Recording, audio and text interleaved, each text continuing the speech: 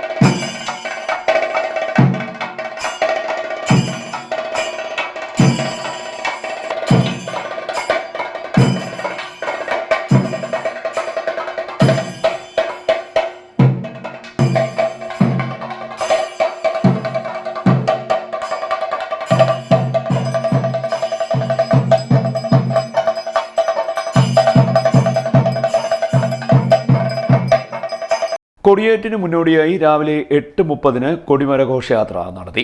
പള്ളിക്കാട്ട് കടവ് രവീന്ദ്രൻ നാദര ദമ്പതികളുടെ വീട്ടിൽ നിന്നാണ് കൊടിമരത്തിനുള്ള മരം മുറിച്ചത്. ഇതിനുശേഷം ഘോഷയാത്രയായി ഉച്ചയ്ക്ക് 12 ക്ഷേത്രത്തിലെത്തി.